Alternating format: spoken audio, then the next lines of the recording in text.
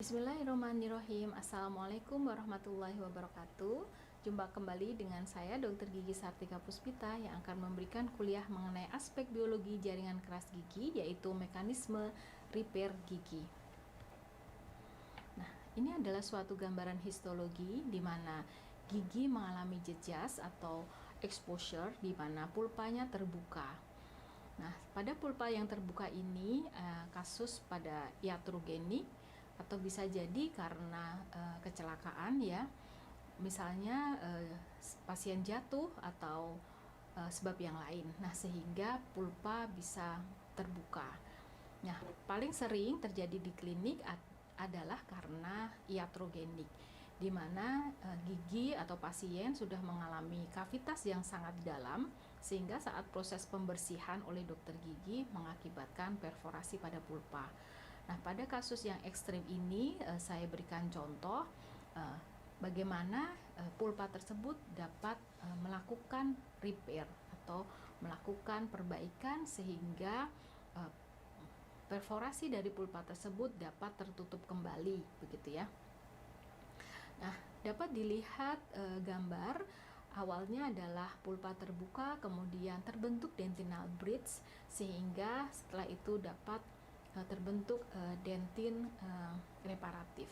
Nah, dentin reparatif ini salah satu dari jenis dentin tersier yang sudah dipelajari pada pertemuan sebelumnya.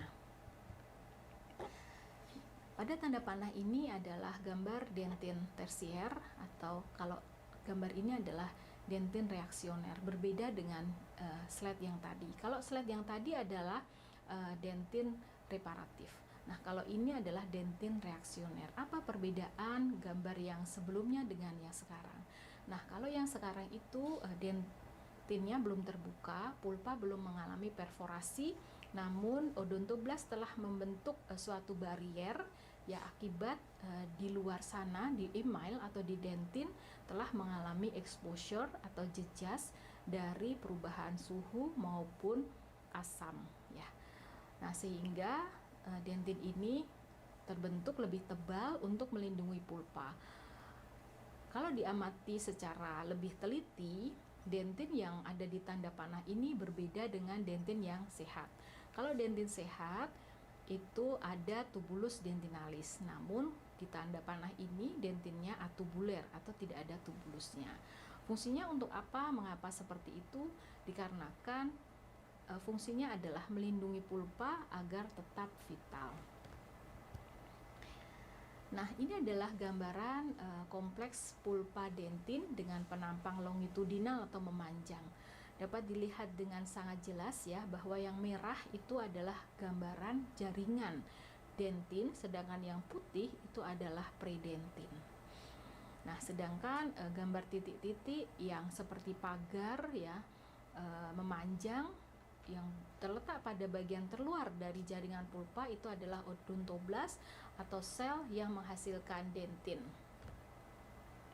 Ya, lebih tepatnya adalah matriks dentin ya. Matriks dentin dihasilkan oleh odontoblast, kemudian akan ditumpuk di predentin, kemudian predentin akan termineralisasi sehingga akan membentuk dentin.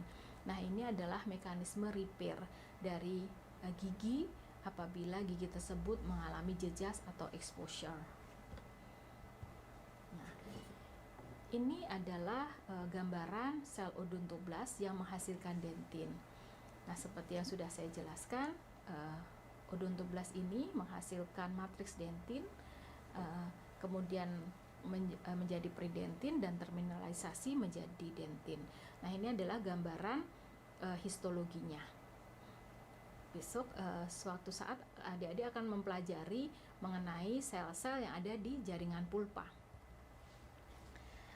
Berikut adalah mekanisme dentin tersier di mana terjadinya dentinogenesis reaksioner dan dentinogenesis reparatif. Apa perbedaan dari dua kasus gambar yang sebelumnya dipresentasikan?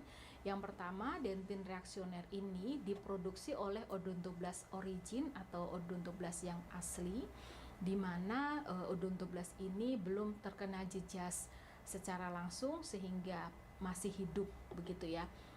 Sehingga dentin yang terbentuk adalah dentin reaksioner. Berbeda dengan yang sebelah kanan, itu diakibatkan karena jejas yang sudah sangat besar atau sangat dalam, sehingga odontoblas tidak dapat bertahan dan akhirnya mati. Nah, sehingga akan digantikan oleh stem atau progenitor sel yang akan membentuk odontoblas-like cell begitu. Kemudian odontoblas-like cell itulah yang akan membentuk dentinogenesis reparatif gitu atau dentin reparatif gitu ya.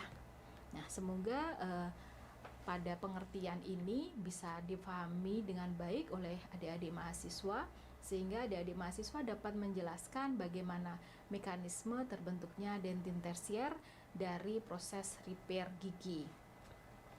Demikian kuliah yang bisa saya sampaikan. Terima kasih atas perhatiannya. Assalamualaikum warahmatullahi wabarakatuh.